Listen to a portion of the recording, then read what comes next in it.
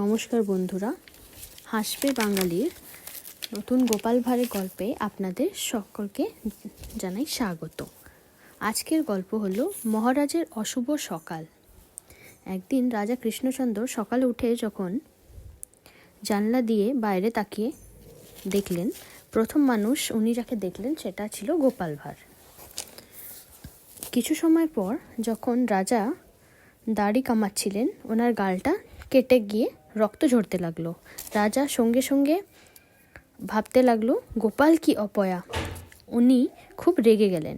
তারপরে প্রহরীকে বলে গোপালকে রাজসভায় ডেকে পাঠালেন। তারপরে যখন গোপাল রাজসভায় এসে পৌঁছালো, তখন রাজা গোপালকে বললেন, গোপাল, তুমি কি অপয়া?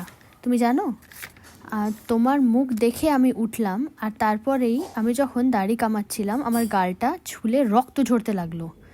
আমি তোমাকে প্রাণদণ্ড দিলাম। গোপাল এটা শুনে শান্ত থাকলো। তারপর কিছু সময় পর গোপাল বলল, যা আজ্ঞা মহারাজ, কিন্তু আমি কি একটা সত্যি কথা বলতে পারি? মহারাজ গোপালকে বলার জন্য অনুমতি দিল। তখন গোপাল বলল, যে মহারাজ, মানছি আমার মুখ দেখে আপনি উঠেছেন, আর আপনার জন্য আমার মুখটা এতই অপয়া যে আপনার গাল কেটে রক্ত বেরোতে লাগলো। আপনি ভাবুন, আমার যে প্রাণদণ্ড হচ্ছে, আপনার মুখটা কি সত্যি আমার জন্যে পয়া? মহারাজ কিছু সময় ভাবতে লাগলেন, আর রাজসভায় হাসতে লাগলো বসে। তারপর মহারাজ গোপালের চালাকি ধরে ফেললেন আর হাসতে লাগলেন। উনি ভাবলেন, গোপাল কি চালাক, নিজেকে মৃত্যুদণ্ড থেকেও বাঁচিয়ে নিল। আর তারপর মহারাজ গোপালকে মোহরের থলি ভরা উপহার দিলেন।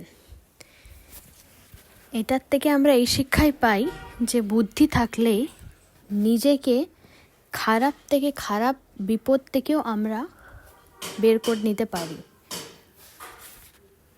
আশা করছি বন্ধুরা আপনাদের এই গল্পটা ভালো লাগলো।